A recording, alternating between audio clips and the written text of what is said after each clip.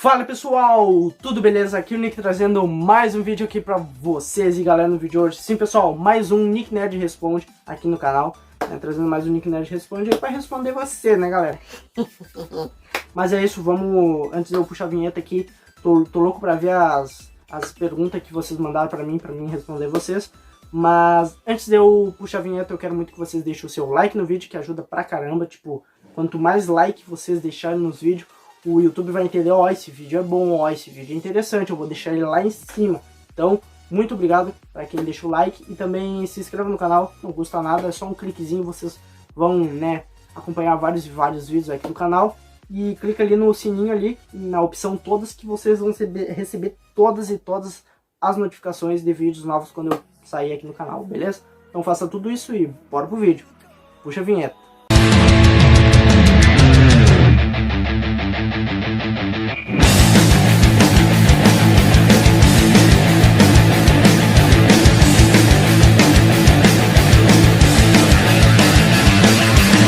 Bom pessoal, vamos dar-lhe e vamos começar com a primeira, né? Porque não dá para começar pela segunda. Vamos lá. A Cristiane dos Bosques de Andradas, ó, que interessante, comentou o seguinte: é verdade que em The Lost Canvas, o cagarro de Bennu, a estrela celeste da violência, é a reencarnação do Ikki de Fênix, por causa justamente da personalidade dele?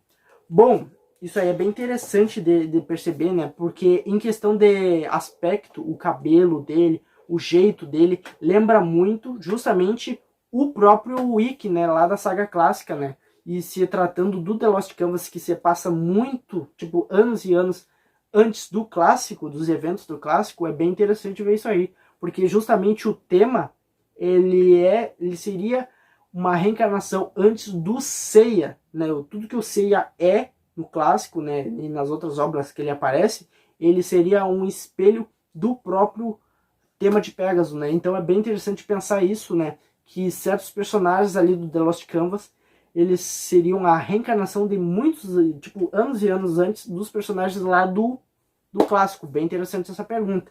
Na minha opinião, respondendo ela, claro que é uma reencarnação, né? Porque tem vários pontos que a aparência dele, né, a primeira, a personalidade, né, bem temperamental, bem brabo, né, querendo sair na porrada com todos, bem poderoso, né, e tal.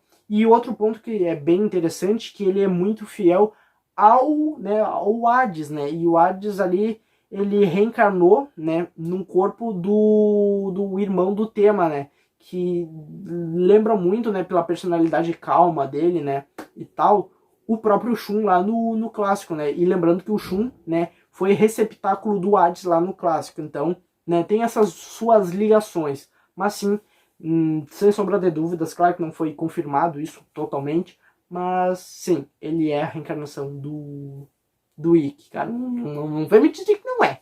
Bom, vamos para a próxima, que foi feita pelo Michael Lopes dos Montes. Ele respondeu o seguinte: me responde o seguinte, porque tem alguns aliens no Ben 10 que tem o nome trocado na versão original para a versão brasileira? Me responde essa aí. Gosto muito do seu canal, né, do seu trabalho, tá de parabéns. Muito obrigado aí, mano. Bah, tamo junto. Bom, isso acontece desde lá do clássico, não é desde agora, é desde lá do clássico, né? Lembra daquele episódio Ken 10 que o Ben lá do futuro, né, ele tem o filho, né, o Ken, que faz 10 anos, e ele dá o Omnitrix pro filho dele. O Ken, ele meio que testa alguns aliens ali e vê que tem alguns aliens que são meio, né? E lembrando que ele meio que dá uns nomes bem, assim, tipo, claramente que foi bem polêmico, foi o Frieira. Quem era o Frieira? O que é o Frieira? E muitos na época teorizavam que era um alienígena, né? Porque o Ben 10, ele é bem assim, ó. Certos alienígenas, ele tem a ver com alguma característica do alienígena, algum poder, né, se eles conseguem ver algum poder.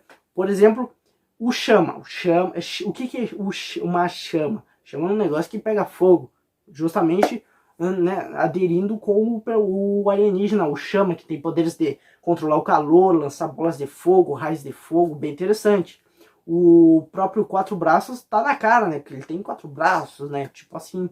O besta se refere a um ser animalesco, uma criatura totalmente desconhecida, né? Justamente o que é o besta, né? Parece um cachorro gigantão, né? E tal. Então, por exemplo, o exemplo mais clássico que a gente tem é o Frieira, lá, como eu acabei de dizer. O Ken, ele até dá uns indícios do que seria o Frieira. Ele fala que o Frieira, quando ele se transforma, dava um pouco de calafrio. Ele mesmo diz lá naquele episódio, né? É só vocês reverem. E não, cara, calma aí. O Frieira não tem nada a ver com nenhum alienígena que tenha poderes relacionados ao frio ou ao gelo. Só tem 2 alienígenas do Omnitrix que tem poderes assim. O primeiro é o Artiguana e o outro é o Big Chill, né? Que é o friagem, para os mais íntimos, né?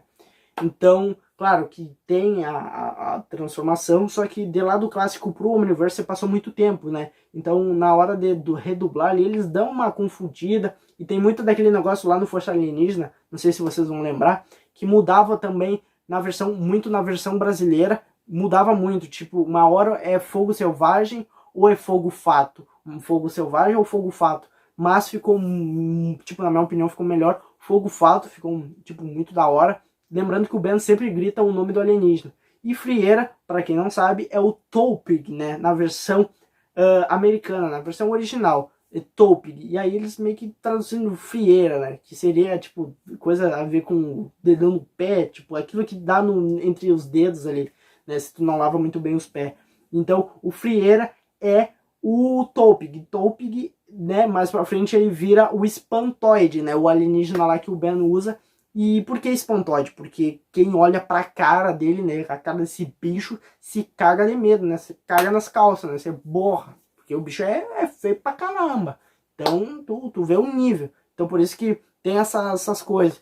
Mas, às vezes, eles mudam pra versão brasileira pra aderir mais dentro do personagem. Porque, por exemplo, o que seria Taupe? Eles não conseguiram achar uma tradução. Aí ficou Frieira. Mas Frieira não tem nada a ver. Aí ficou Espantoide, porque aí eles já conseguiram ver, né, com mais detalhes como é que é o alienígena, como é que são os poderes, para eles terem uma base para dar um nome, entendeu? Então esse é um detalhe bem interessante, talvez vocês não sabiam. Bom, vamos pro próximo, que foi feito pelo Leonardo Dornelles da Paz. Ele me perguntou o seguinte: qual é o melhor Omnitrix na sua opinião? No caso, quando eu digo melhor, é em questão de funcionamento, questão de ser mais prático e ter aliens funcionais. Bom, Leonardo, na minha opinião, eu curto muito, cara, eu curto muito o Super Omnitrix, né? Claro que ele não é o mais poderoso, não é o mais funcional, mas na minha opinião eu tenho uma pegada muito íntima com o Super Omnitrix. Claro que ele tinha os bugs, ele não funcionava muito bem em certos momentos, isso é claro. Eu posso trazer um vídeo aqui no canal falando sobre esses detalhes aí do Ben 10, né? Essas curiosidades e tal. Eu vou deixar um cardzinho aí de um que eu fiz aí, curiosidades rápidas aí sobre o Ben 10. Bem interessante ficou, sugiro que vocês vejam, né? E lá eu tinha dito que o próprio Supremo Eco Supremo, ele poderia sim se clonar, só que ele não podia por causa dos bugs ali que aconteciam no Super Omnitrix. Imagina, o Eco Supremo já é um Supremo mega apelão, imagina se ele se multiplicasse. Mas, Deus o livre, o cara ia ficar apelão demais, cara. E na questão de funcionamento, ele é, na minha opinião, mais prático, porque o disco ali ele já fica super prático, né? Que não precisa pôr assim, que nem o do Omniverse, que é mais cheio de magia e tal. Porém, o do Omniverse já tem uns aliens mais da hora, né? E lembrando que o Ben tem um certo grau de treinamento com os alienígenas dele, se tratando ainda mais dos clássicos, né? Então, sim, na minha opinião, o Super Omnitrix é o meu favorito. Bora pro próximo. Bom, o próximo foi feito pelo canal Oi, eu sou o Goku. Bom, ele perguntou o seguinte pra mim: Ikki de Fênix foi mesmo o primeiro Cavaleiro de Fênix a receber a armadura, ou teve alguém antes dele? Bom, assim, em toda a obra de CDZ teve sim cavaleiros que conseguiram as armaduras, tipo o Tema de Pégaso conseguiu a armadura de Pégaso, depois o Seiya conseguiu a armadura de Pégaso. Por exemplo, o meu cavaleiro, o Shura de Capricórnio, foi só que antes dele ele tinha um mestre dele que era o Iso de Capricórnio. Então, dependendo das gerações, cada um vai conseguindo a armadura. Só que no caso do Ikki, no caso da armadura, foi dito que nunca, mas nunca sequer qualquer outro homem ou mulher que foi lá para a ilha da Rainha da Morte, nunca ninguém saiu vivo e principalmente com a armadura em mãos. Tipo, ninguém. Só o Ikki conseguiu, porque o Ikki é badass. Então só o Ikki conseguiu a armadura lá de Fênix e conseguiu retornar de lá vivo, né? Só que teve um preço, né? Ele voltou do mal, então saca só o nível. Bom, vamos pro próximo, que foi feita pela Nicole Isabel dos Altos. Ela perguntou o seguinte pra mim: você acredita que o Homem de Ferro vai ficar morto no MCU, né, no universo cinematográfico da Marvel, pra sempre? Manda salve. Salve, Nicole! Assim, ó, eu acho, na minha opinião, que a Marvel ela vai deixar o Homem de Ferro na geladeira, vai deixar ele descansando, vai repousar, né? E por isso que eles deram esse final trágico pra ele. Só que nos quadrinhos, né, por isso que a gente aí vai ficar vai pender um pouco para cada lado.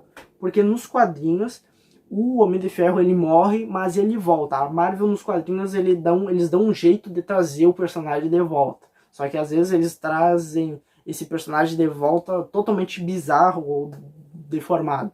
Só que eles trazem.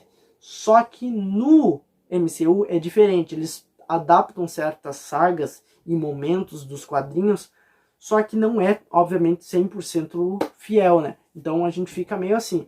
Na minha opinião, eu acho que sim, no futuro eles vão trazer, mas no futuro, não é na fase 4 ou fase 3, ou o que der. Eu acho que vai ser uma fase 6 ou 7 ou 8, quem sabe, bem mais pra lá, pra gente meio que esquecer dele, e aí no momento que ninguém lembrou mais do Homem de Ferro, pá, aparece o Homem de Ferro. E tem uma saga, inclusive, muito interessante, que todo o universo Marvel vira zumbi, cara.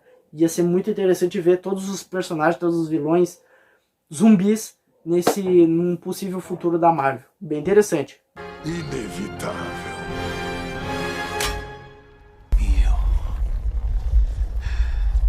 Eu sou o Homem de Ferro. Bom, a outra pergunta foi feita pela Vanessa Álvares. Ela perguntou o seguinte: agora que o ator do Pantera Negra faleceu, como você acha que vai ser o filme do Pantera Negra 2? E principalmente, quem vai ser vai herdar o novo manto? Bom, eles lá na Marvel, obviamente, já estão vendo, né? Eles não estão parados, eles estão sempre se movimentando. Então, na minha opinião, eu acho que eles vão dar um jeito. Só que tem que ser um negócio assim, ó, por mais que, né, a gente saiba que é complicado ter que trocar de ator, mas não tem, na minha opinião, outra escapatória. Tem também tem o lance do CGI, mas o CGI ia sair muito caro e gastar muito dinheiro e pode não dar muito certo. Também não é uma opção muito para Marvel, então eu acho que a opção mais, infelizmente, ter que trocar o ator e colocar o outro ali, né, um outro ator e tal. Muitos queriam que a Shuri, a irmã do Pantera Negra, assumisse o manto, mas a Shuri, pelo momento da saga, né, dos Vingadores, ela não tá muito pronta ainda para herdar um manto, né, a responsabilidade de toda a Wakanda, né, que inclusive quem viu o último Pantera Negra, o Pantera Negra 1, sabe que o Wakanda se abriu para o mundo inteiro, então vai ser bem complicado essas coisas. Na minha cultura, a morte não é o fim. Então é isso. É isso, pessoal. Espero que vocês tenham gostado do vídeo de hoje. Se gostou, já sabe, deixa o like, se inscreve no canal. E se vocês querem mandar alguma pergunta sobre a cultura pop pra mim, pode mandar, mas coloquem hashtag NickNerdResponde, cara. Coloque isso aí que vai dar. Coloque isso aí que tá na tela e manda sua pergunta a seguir, que eu vou responder, cara. Eu vou responder, hein? Então já vai deixando aí embaixo. É isso, um forte abraço, fique com Deus. Assista os últimos vídeos que vão estar na tela. Forte abraço, fique com Deus e eu fui!